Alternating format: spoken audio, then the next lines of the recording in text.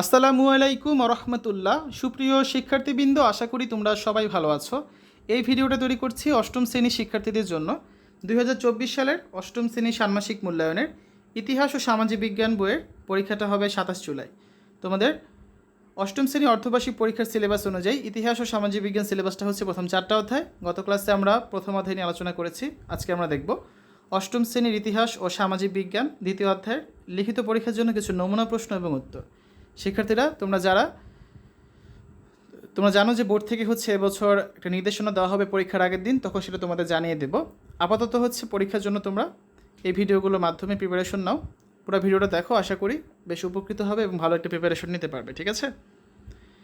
যারা এখনও অন্যান্য বিষয়ের ভিডিওগুলো দেখোনি তারা আমাদের চ্যানেলের প্লেলিস্ট অপশন থেকে ঘুরে আসতে পারো। সেখানে তোমরা অষ্টম শ্রেণীর বাংলা, ইংরেজি, গণিত, বিজ্ঞান, ডিজিটাল প্রযুক্তি, স্বাস্থ্য সুরক্ষা, জীবন ও জীবিকা, ইসলাম শিক্ষা, শিল্প ও সংস্কৃতি এবং ইতিহাস ও সামাজিক বিজ্ঞান প্রত্যেকটা বিষয়ের জন্যই আলাদা আলাদা করে প্লেলিস্ট পেয়ে যাচ্ছ। সেখান থেকে তোমাদের যে যে বিষয়ের ভিডিও দরকার খুব সহজেই তোমরা দেখে নিতে পারবে।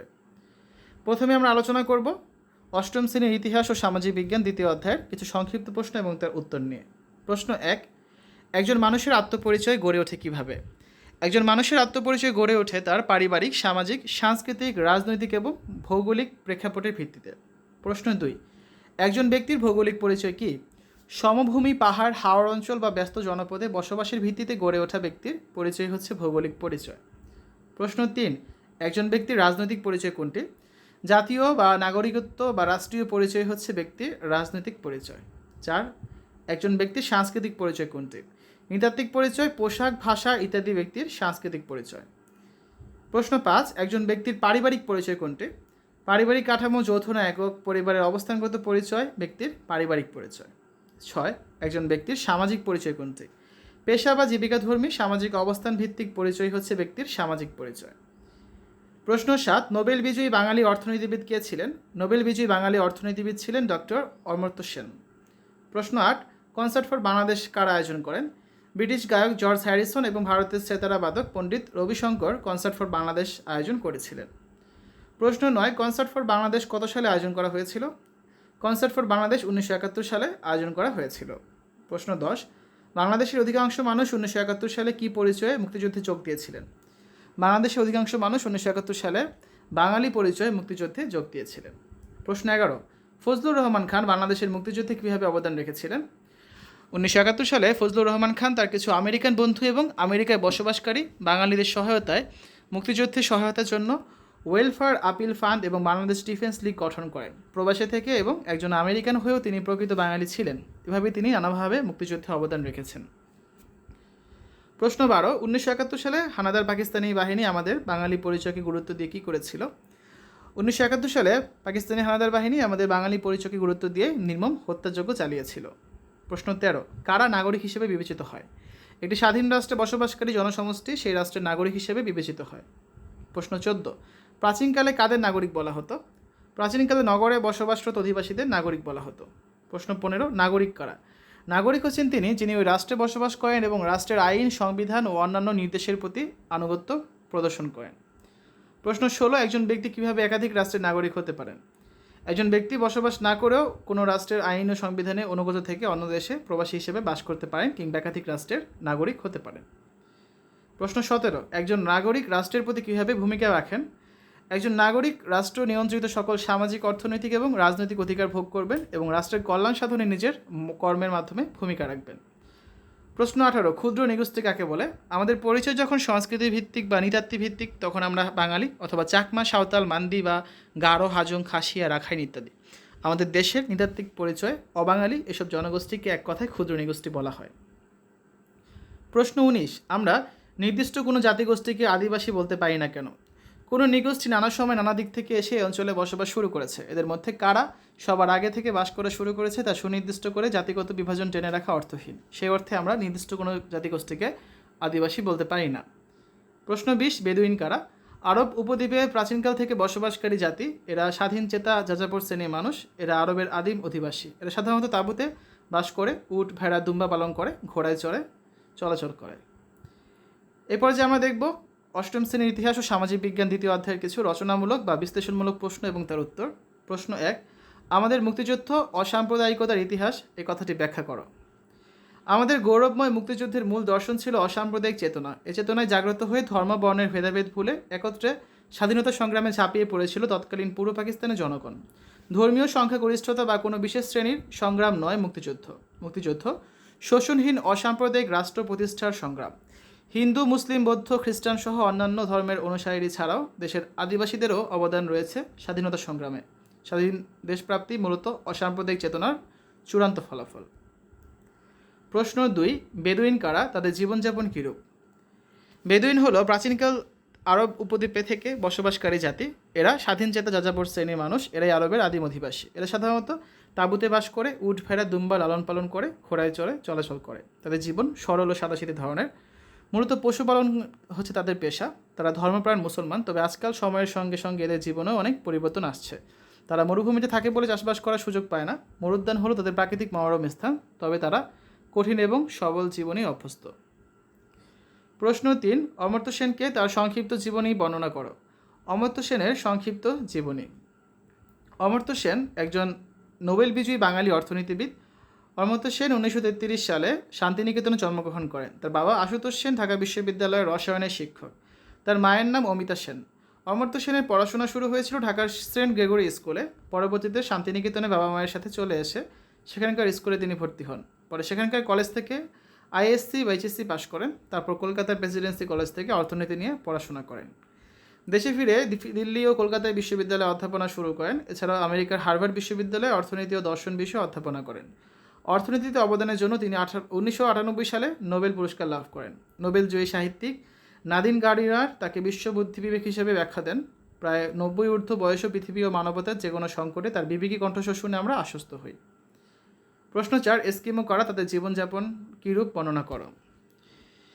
এস্কিমো হলো উত্তর মেরুর তুষারাবৃত অঞ্চলের বাসিন্দা। এদের চেহারায় মঙ্গোলীয় ধাঁচ রয়েছে বলে ধারণা করা হয়। এরা এশিয়া মহাদেশ থেকে প্রাচীনকালে এই অঞ্চলে এসেছিল।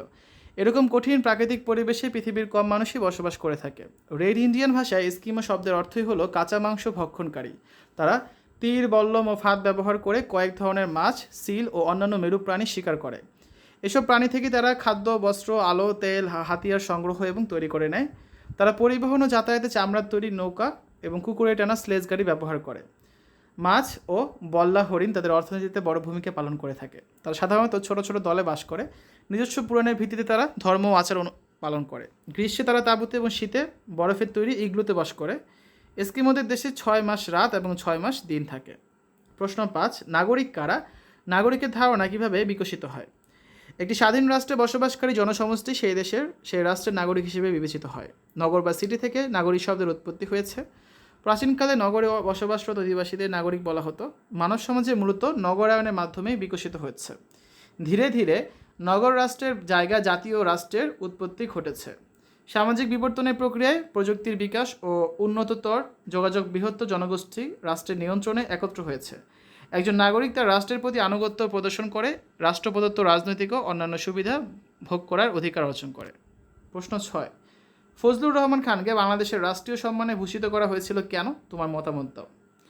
1971 সালে মুক্তিযুদ্ধকালীন ফজলুর রহমান তার কতিপয় আমেরিকার বন্ধু এবং আমেরিকায় বসবাসকারী বাঙালিদের মুক্তিযুদ্ধে সহায়তার জন্য ওয়েলফেয়ার আপিল ফান্ড এবং বাংলাদেশ ডিফেন্স লীগ গঠন করেন।